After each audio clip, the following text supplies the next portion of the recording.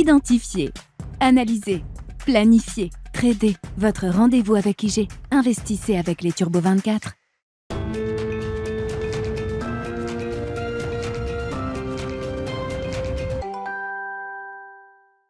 Bienvenue dans Smart Bourse, votre double dose quotidienne de marché en direct sur Bismart. Chaque jour à la mi-journée, 12h30, 13h. Et en fin d'après-midi, la grande édition pendant 1 heure à partir de 17h en direct, rediffusée à 20h sur Bismart TV. Émission que vous retrouvez chaque jour en replay sur bismart.fr et en podcast sur l'ensemble de vos plateformes. Au sommaire de cette édition de la mi-journée, une journée et une séquence très microéconomique avec un déluge de publications, de chiffres d'activité et de résultats dans les prochaines heures et les prochains jours en Europe et aux États-Unis. Parmi les publications qui marquent les esprits aujourd'hui dans le domaine B2B, industriel et technologique, on notera les excellentes publications d'Air Liquide, par exemple, dans le domaine de l'hydrogène notamment et du gaz, ou encore de SAP, le géant allemand des logiciels qui a publié de bons chiffres et de bons résultats pour le trimestre écoulé. Les deux titres signent des hausses significatives sur la publication de ces résultats. Et puis on notera dans le domaine de la consommation discrétionnaire, les petits tickets de consommation comme on les appelle, deux discours divergents entre Interparfums et SEB. Interparfums relève ses objectifs financiers pour l'ensemble de son exercice. Le marché apprécie d'ailleurs cette décision du management d'Interparfums. Le titre signe une forte hausse aujourd'hui à la Bourse de Paris. À l'inverse, SEB, dans le petit électroménager, abaisse à nouveau ses objectifs financiers pour 2022. Mais c'est intéressant de noter la réaction de marché sur SEB qui n'est pas aussi négative que la nouvelle pourrait le laisser suggérer. SEB qui avait déjà abaissé ses objectifs financiers auparavant, avec un cours de bourse qui a divisé par deux depuis le 1er janvier et qui a sans doute atteint des niveaux extrêmement bas qui permettent peut-être à certains opérateurs de revenir à bon compte sur le titre SEB, malgré encore une fois la révision en baisse des objectifs financiers qui a été annoncée ce matin. Signe qu'il y a peut-être quelques exagérations dans ce marché aujourd'hui et que les investisseurs sont peut-être un peu plus confortables avec certains niveaux de valorisation qui ont pu être atteints spécifiquement sur certains secteurs ou sur certaines valeurs. Voilà pour les vedettes du jour, en tout cas sur les marchés européens. On suivra à Wall Street ce soir, après la séance du jour, après la clôture, les résultats des grandes valeurs technologiques. Le coup d'envoi sera donné par Microsoft et Alphabet qui publieront donc leurs résultats trimestriels après 22h ce soir, heure de Paris. Voilà donc pour la séquence microéconomique qui va se poursuivre encore pendant quelques jours, et puis nous reviendrons sur les enjeux en matière d'investissement après presque un an de correction généralisée sur l'ensemble des classes d'actifs, actions et obligataires. Quelle est la stratégie d'investissement à laquelle on peut réfléchir à partir de ce moment-là, à partir de ce mois d'octobre, de cette fin du mois d'octobre? Nous en parlerons avec deux invités qui vont se succéder. Arnaud Faller chez CPR Asset Management avec nous dans un instant par téléphone, et Kevin Lenouaille qui nous accompagnera en plateau pendant cette demi-heure, directeur des investissements d'Avantgarde Investments.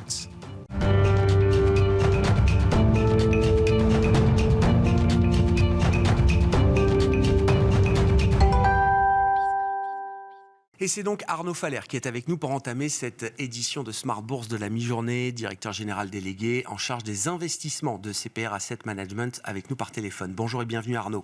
Merci beaucoup d'être là. Vous venez de mettre à jour vos scénarios de marché, je le rappelle, des scénarios tactiques à 3 mois que vous réajustez tous les mois chez CPR Asset Management. La dernière mise à jour a eu lieu en fin de semaine dernière, je crois, Arnaud. Exactement. Et permet de refléter l'idée que la balance des risques que pour l'investisseur est désormais beaucoup plus équilibré peut-être. Oui, effectivement.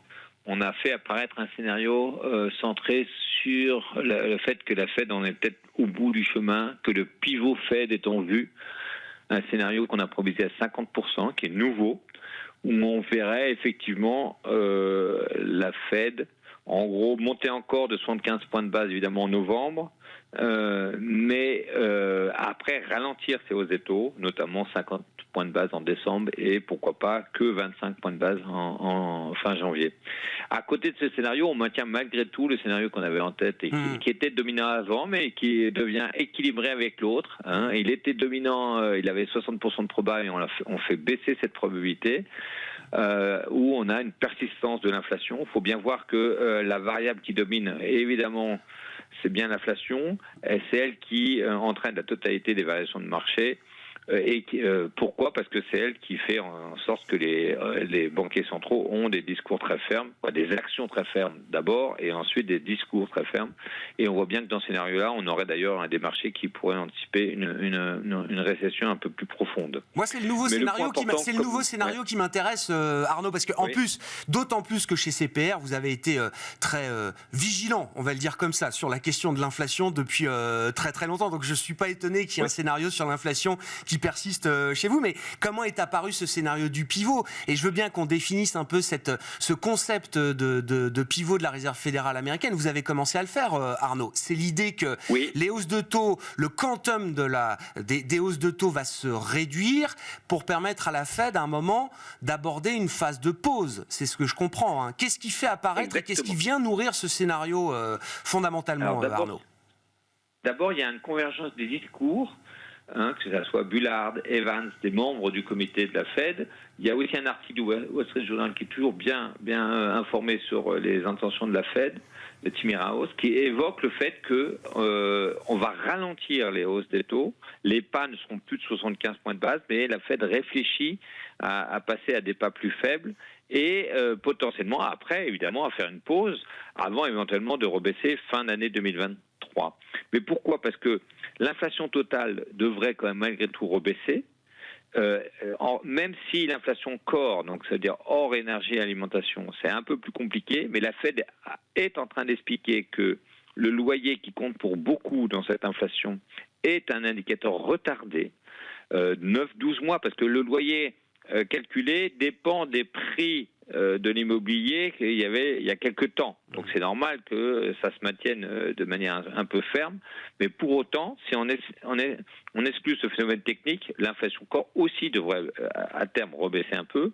Pourquoi ? Parce que l'inflation cyclique de manière générale va baisser, la macro ralentit assez nettement. Alors, si on fait un split entre les indicateurs durs, pour l'instant, la consommation et la production tiennent un peu, mais les indicateurs de confiance sont très nettement revus en baisse, que ce soit les PMI qu'on a vus hier, quatrième mois de suite de contraction à 47,3.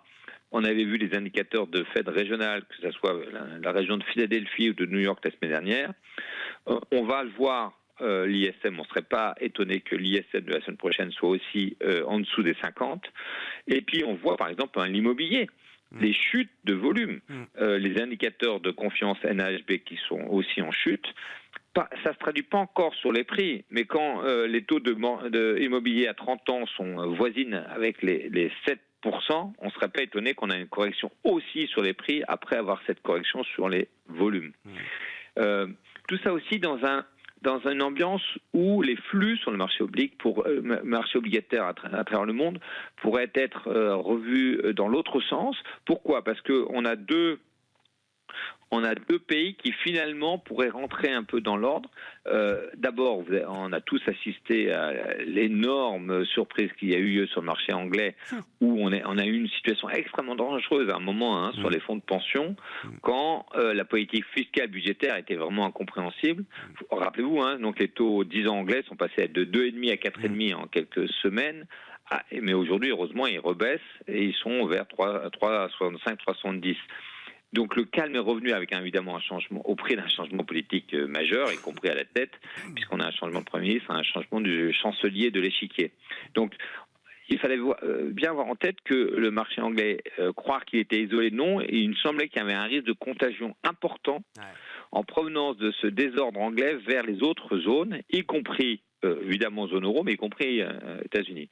Donc le fait que ce risque de contagion a particulièrement baissé fait que là aussi il peut y avoir un reflux sur le marché oblige dans le bon sens. L'autre pays qui aurait pu faire craindre beaucoup, c'est l'Italie, mais finalement on voit que le risque est plus faible. Pourquoi ? Parce que la composition du gouvernement a été annoncée, et notamment sur les postes clés que sont le poste du ministère des Affaires étrangères, mais surtout le ministère de l'économie, ce sont deux ministres pro-européens qui ont été choisis par la nouvelle première ministre, et donc c'est là aussi le risque d'un marché obligataire très compliqué côté italien, c'est aussi amoindri. Et enfin, quand même, malgré tout, le dernier point que je voulais souligner, c'est sur la Chine. On a une confirmation très claire de plusieurs choses. Un, le ralentissement macro, établi, et on sera très loin des croissances de 5,5% qui avaient été projetées. Deux, certains avaient des espoirs sur l'abandon de la politique de zéro Covid. Ces espoirs ont été totalement douchés post-congrès. Donc on voit bien que cette politique de zéro Covid va être prolongée. Il y a encore des mesures de confinement dans certaines zones. Donc ça va aussi entraîner un rythme de croissance relativement faible. Et puis de manière générale, Xi adopte une ligne directrice assez dure, avec peu d'opposants autour, et donc on voit bien que le balancier qui était depuis une vingtaine d'années entre l'idéologie et l'économie restera pour au moins quelques années du côté idéologie et moins du côté économie. D'où le fait que donc l'ensemble de ces trois facteurs fait que il y a peut-être matière à revenir plus sur le marché obligataire. En commençant par le marché obligataire américain, dans les portefeuilles, on a augmenté la duration, notamment sur le 10 ans américain. On pense qu'aux alentours de 4,20, c'est intéressant, d'abord en absolu, et aussi, puisque le taux, évidemment, le taux de portage apparaît intéressant, mais aussi pour des raisons de perspective macroéconomique et de Fed, puisque dans le scénario pivot Fed en vue, on l'imagine rebaisser même jusqu'à 3,5. Le point important, c'est effectivement équilibré en termes de scénario, mais pour autant, en termes de variation de taux, ça paraît dissymétrie dans le bon sens. C'est-à-dire que dans notre scénario pivot Fed en vue, les taux longs américains baisseraient pas mal, alors qu'ils ne baisseraient plus, qu'ils ne monteraient à peine dans le scénario persistance de l'inflation. C'est ça aussi qu'il faut avoir en tête. Le scénario pivot, Arnaud, quand on projette l'inflation américaine sur les 3, 4, 5, 6 prochains mois, oui, c'est cohérent avec l'idée que la Fed pourrait marquer une pause à un moment. Je rappelle que l'objectif est de revoir l'inflation à 2% aux États-Unis. On en est loin aujourd'hui. La dernière marque est très, très éloignée encore des 2%. Mais ça peut aller assez vite dans ce sens-là, Arnaud ? Oui, alors l'inflation totale plus que l'inflation corps, comme je l'ai mentionné. Et l'autre chose, c'est que la Fed aussi en tête qu'il y a un délai entre ce qui se passe quand on fixe les taux courts et la mise en œuvre dans l'économie. Et donc, ils peuvent tout à fait faire une pause pour vérifier que avec ces niveaux-là, on sera un peu en dessous de 5, mais on sera pas très loin de 5% en absolu sur les taux directeurs, donc c'est quand même un peu haut. Et donc on pourrait imaginer une inflation effectivement baisser, elle n'a pas forcément à 2, mais le rythme de descente malgré tout important à partir des 8,2 aujourd'hui. Mais la dérivée de l'inflation va être importante quand même, parce que c'est vrai que dans le discours jusqu'à présent et dans la fermeté du discours de la Fed, l'idée était de dire on est backward looking volontairement et on veut voir dans le blanc des yeux le smoking gun de l'inflation revenue à 2%. À partir du moment où on aura une dérivée quand même négative, vous dites les choses évolueront peut-être.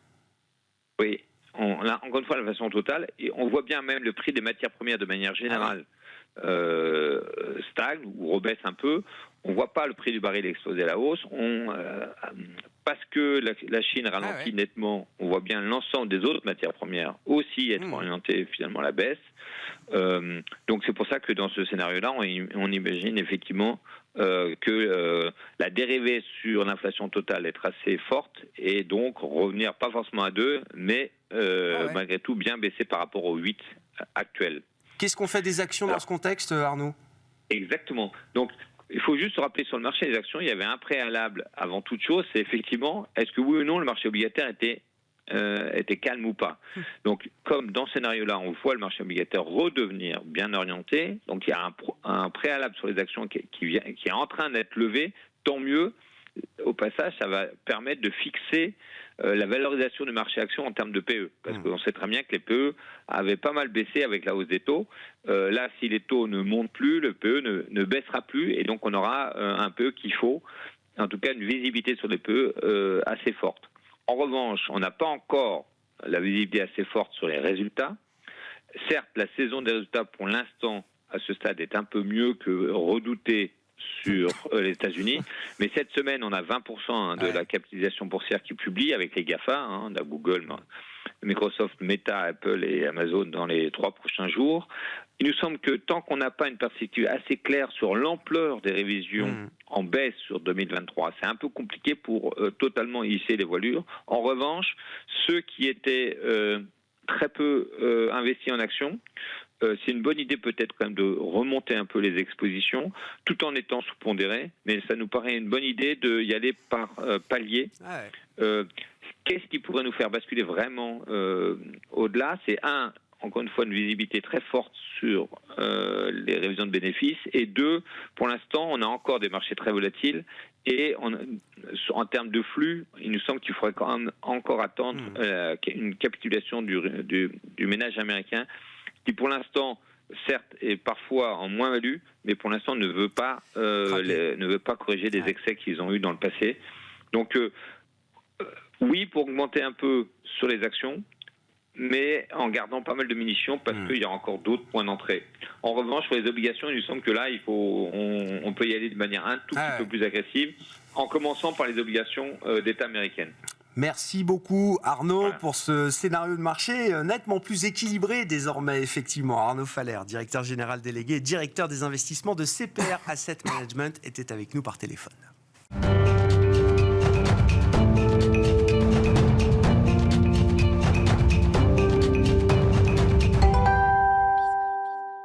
Introduction parfaite pour poursuivre cette discussion en plateau avec Kevin Lenouaille, je le rappelle, directeur des investissements d'Avantgarde Investment, qui est à mes côtés. Bonjour Kevin. Bonjour, bienvenue. Grégoire. On se place avec vous dans la perspective d'une gestion privée, d'un client privé. Après, je le disais, voilà, 10 mois de correction générale sur les marchés, et j'inclus les grandes classes d'actifs, actions bien sûr, mais surtout obligations. Le crash a été historique sur les marchés obligataires depuis 1 an maintenant. Est-ce qu'on arrive à un stade où effectivement, pour un client privé, on retrouve des opportunités intéressantes à saisir sur le plan de l'investissement? Je dirais que fondamentalement la réponse est oui, évidemment. Plus évidemment le temps passe, plus les ratios se contractent, plus on a de visibilité, comme ça vient d'être dit, plus évidemment on va être tenté de le faire. Est-ce que dans l'absolu et au jour J on le fait ? La réponse est encore non, malheureusement. On conserve, nous concernant, une patience qui est assez forte. Je parle même plus de prudence, je parle de patience. Parce qu'en réalité, je pense que ça fait 9 mois qu'on se dit la même chose. 9 mois qu'on veut y revenir, en tout cas qu'on veut, entre guillemets, remettre un peu plus de pondération par rapport à la moyenne, ce que l'on ne fait pas à l'heure actuelle, puisqu'aujourd'hui, il nous semble urgent d'attendre, dans le sens où on n'a pas envie de se précipiter globalement. Donc il y a un besoin, de mon point de vue, d'avoir beaucoup plus de visibilité, ça va être parfaitement dit. Et globalement, le rebond qu'on a sous les yeux aujourd'hui, il ne faut pas oublier d'où il vient, et il ne faut pas oublier même techniquement d'où il vient. Aujourd'hui, ce rebond-là, c'est un rebond de saisonnalité, c'est un rebond de publication, tant mieux. C'est un rebond où on lève certaines incertitudes. On a parlé de l'incertitude au Royaume-Uni, on a parlé évidemment de poches énergétiques également qui sont moins sous pression. On parlait des prix du gaz tout à l'heure en off.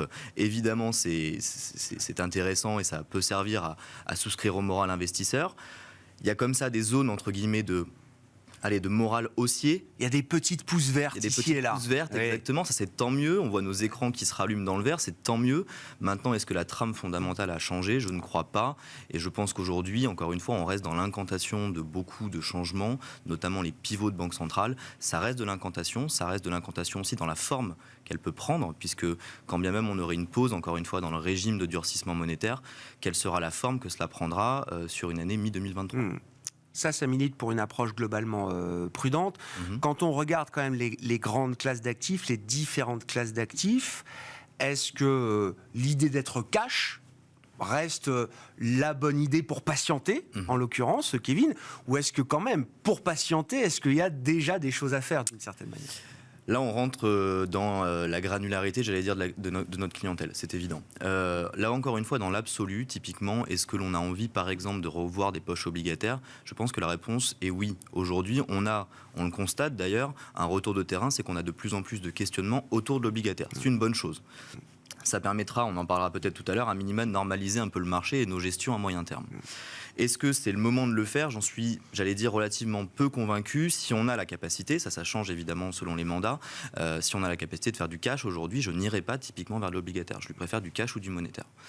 Aujourd'hui, un segment obligataire, on l'a évoqué, un segment souverain, par exemple, un segment souverain américain, oui, pour un investisseur dollar. Ouais. Pour un investisseur euro aujourd'hui, on a une tendance à considérer aujourd'hui le dollar assez survalorisé. Donc aujourd'hui, soyons fondamentalement... Ne pas être couvert, c'est un risque aujourd'hui, par exemple. Je pense, absolument. À 4,20 aujourd'hui, comme cela vient d'être dit, sur un rendement long américain, aujourd'hui, le déport potentiel sur de la devise, il est faible en réalité, et on peut vite se retrouver avec les pieds dans le tapis. Ce que l'on ne souhaite pas à l'heure actuelle.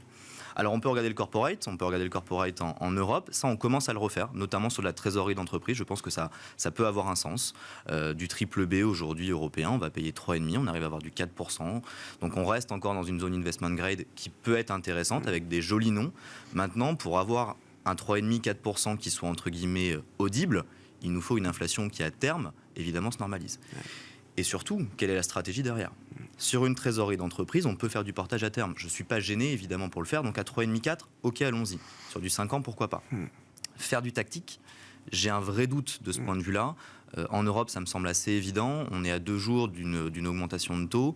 Pour aller chercher encore une fois du 3,5-4%, on a des sensibilités qui sont supérieures à 3%.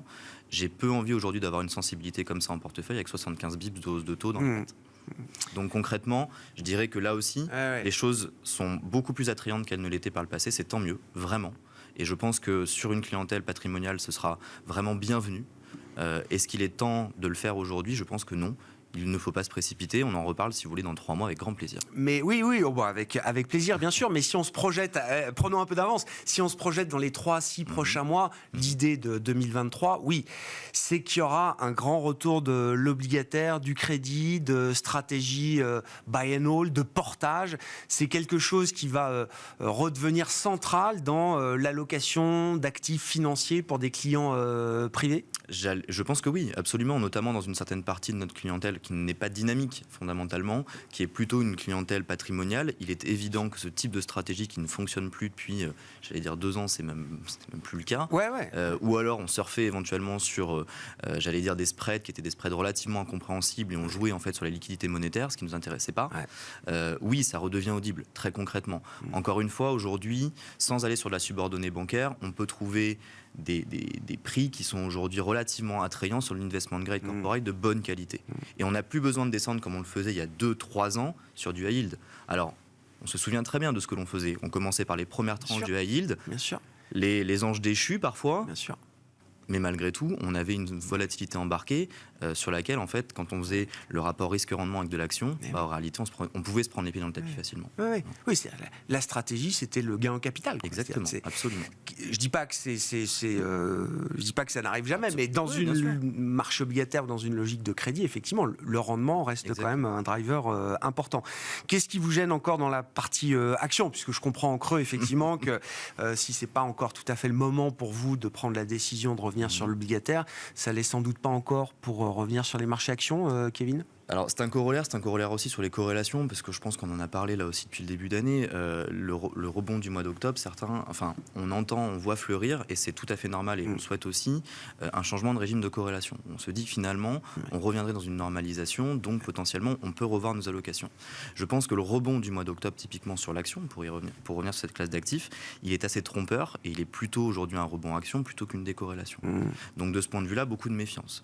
Lorsque l'on regarde la progression des marchés, en tout cas leur baisse des marchés actions depuis le début de l'année, on se l'était déjà dit, on a plutôt une baisse des valorisations plutôt qu'une baisse finalement des attentes bénéficiaires. Cela nous gêne dans le sens où aujourd'hui, très fondamentalement, on pourrait aujourd'hui avoir des niveaux de valorisation qui nous attirent, et on continue évidemment de faire des recommandations, de rentrer quelques titres à moyen terme dans nos portefeuilles. Est-ce que la trame globale sur les actions en termes de valorisation nous plaît ? Oui. Mais il y a un problème, c'est le dénominateur, encore une fois, de ces ratios. On en parlait tout à l'heure, bien sûr. Votre précédent intervenant, qu'on regarde des PER, qu'on regarde des VE sur résultats d'exploitation. Aujourd'hui, le sujet que l'on a, c'est que dans les approches, notamment, alors à 2022, elles sont encore positives, c'est tout à fait normal. À 2023, quand on regarde les anticipations bénéficiaires, elles sont encore positives, y compris en Europe. C'est-à-dire qu'aujourd'hui, quand on regarde, on a une dégradation, certes, mais on a une dégradation qui est encore positive. Même contre la retraite du segment énergétique, encore une fois, qui pèse, on est à la limite. Or, aujourd'hui, je pense que le scénario de récession est dans nos têtes. Il ne faut pas le noircir, ce n'est pas le sujet. Mais ce scénario de récession, aujourd'hui, statistiquement, c'est 15 à 20% de perte des bénéfices. Enfin, dans certaines parties du marché action, dans certains secteurs, on a déjà anticipé même peut-être plus que 10 ou 15% de baisse des bénéfices. La question, justement, c'est de cibler quels sont les secteurs sur lesquels on peut commencer à le faire. Il y a une crainte malgré tout, c'est qu'aujourd'hui, on a certes des hypothèses qui commencent à se stabiliser, c'est tant mieux, mais malgré tout, la réalisation de l'environnement, on ne l'a pas sous les yeux. C'est-à-dire qu'aujourd'hui, on attend une récession. La récession, en effet, est parfois dans les cours. On a déjà révisé les bénéfices. Où sont les potentiels spillover ? Et c'est ce que je crains, à vrai dire, sur la fin d'année. Donc c'est une approche qui est une approche prudente, qu'on peut se permettre, encore une fois, en gestion privée. Je fais évidemment une grande distinction avec la gestion de l'asset management pure, mais aujourd'hui, en gestion privée, on n'a aucune volonté de se ruer sur un marché sur lequel, encore une fois, on est à 60-40, mais les 40% sont du cash. Sur la partie action, quels sont les types d'opportunités que vous visez, sur quel marché, quel type de secteur ou de thématique seront pour vous des opportunités demain ? Vous y réfléchissez déjà, j'imagine. Absolument. Aujourd'hui, juste pour rappel, ce que l'on a en portefeuille, c'est plutôt du défensif. On a évidemment de l'énergie et il va falloir à un certain moment et ça, on poser garde la question. Je pense qu'à un certain moment, notamment en début d'année, il faudra se poser la question de lever les positions pour une bonne raison, c'est que notre scénario est récessif. Et un scénario récessif aujourd'hui, notamment avec une partie asiatique qui tousse, j'ai du mal évidemment à voir, malgré le fait de valorisation très attractive, que l'on n'ait pas un contre-coup cyclique dans les valorisations, dans les prix notamment énergétiques, j'allais dire pétroliers. Ouais, mais ce qu'on a peut-être déjà commencé à voir. Voilà, exactement. Donc aujourd'hui, énergie, on va avoir de la santé, on va avoir beaucoup d'utilities. Malgré leur niveau d'endettement, on a des bilans qui sont plutôt sains, notamment aux US, donc on les conserve en portefeuille. Ce que l'on regarde aujourd'hui, ça va assez peu vous surprendre, c'est plutôt de la cyclique, en l'occurrence. Alors ça, c'est intéressant parce que, en termes sur ce type d'actifs, on a évidemment des valorisations qui sont déjà attractives. Encore une fois, pourquoi est-ce que l'on n'y revient pas ? Parce qu'on a l'impression que tout le scénario n'est pas encore intégré au cours. Par contre, c'est ce que l'on se disait tout à l'heure en introduction, on a le sentiment, et c'est tant mieux, qu'on va pouvoir peut-être normaliser des gestions. Et notamment revenir sur une gestion par le cycle. Ce que l'on n'avait pas depuis des années. Parce que la normalisation monétaire, on ne l'avait pas, et on avait des conditions justement de liquidité qui nous permettaient même plus d'aller itérer sur la forme du cycle. On avait évoqué ensemble en début d'année un cycle court racé. Il est même plus que court racé, a priori. Il est très court, voire très racé. Mais en l'occurrence, ça signifie qu'une fois qu'on a passé la zone d'ombre, la cyclicité aura peut-être une vraie opportunité en portefeuille. C'est ça. Donc il faudra jouer la sortie de l'épisode récessif. Exactement. Et pour ça, il faudra être tilté cyclique dans les portefeuilles. Fondamentalement, oui. Et on a déjà des secteurs qui le price. Aujourd'hui, sur certaines valeurs, même de constructeurs automobiles. Bien sûr. Alors évidemment, la dialectique est très grande entre chacun. Mais certains constructeurs automobiles, vu la capacité de cash flow encore qu'ils ont, vu la capacité, on va dire, de compression des marges qui soient tenaces, oui, avec grand plaisir, j'en ai quelques-uns en tête. Dans tous les événements politiques, effectivement, qui animent là aussi les marchés, on a parlé de la Chine, on a parlé du Royaume-Uni, on va parler dans les prochains jours des élections de mi-mandat aux États-Unis. Est-ce qu'il y a pour un investisseur comme vous, Kevin, est-ce qu'il y a un point ou des points d'attention particuliers ? Il nous reste assez peu de temps, je vous précise. Allez, très vite. Des points d'attention particuliers, des points d'attention plutôt sur le risque que cela peut générer, sur la volatilité que cela peut générer. On va partir de la volatilité politique, si vous le voulez bien, revenir aux fondamentaux financiers. Globalement, aujourd'hui, le marché price plutôt un congrès qui soit divisé. C'est une bonne chose. En tout cas, là encore une fois, extrait de toute velléité politique, le marché apprécie la division. De fait, aujourd'hui, les dépenses gouvernementales, les dépenses américaines sont plutôt des dépenses keynésiennes. Malheureusement, elles sont inflationnistes. Et le marché devrait regarder ça avec attention. Un congrès divisé veut dire potentiellement retenir les rênes de ce côté-là. J'évoquais le risque tout à l'heure. Le risque, il est plutôt d'avoir typiquement un congrès entièrement démocrate. Ça serait évidemment intéressant parce que là, la bride serait assez lâchée sur les dépenses justement de soutien. Je ne suis pas convaincu que le marché soit prêt à encaisser. On l'a vu au Royaume-Uni. C'est un petit risque quand même. C'est un petit risque, absolument. Ça en génère un autre, potentiellement, qui est inversé. Et c'est là où on va voir comment le marché réagit. Le scénario de récession est a priori de plus en plus dans les cours aujourd'hui. Par contre, pour le coup, un congrès qui ne soit pas ultra divisé face à la récession me plairait beaucoup. Donc je vous laisse imaginer la dialectique investisseur qui va se faire entre la fin d'année, plus la semaine sur laquelle on attendra les résultats définitifs, et sûrement l'année prochaine. 8 novembre pour les élections de mi-mandat aux États-Unis. Merci beaucoup Kevin. Kevin Lenouaille qui était à nos côtés en plateau pendant cette demi-heure de Smart Bourse à la mi-journée, directeur des investissements d'Avantgarde Investments.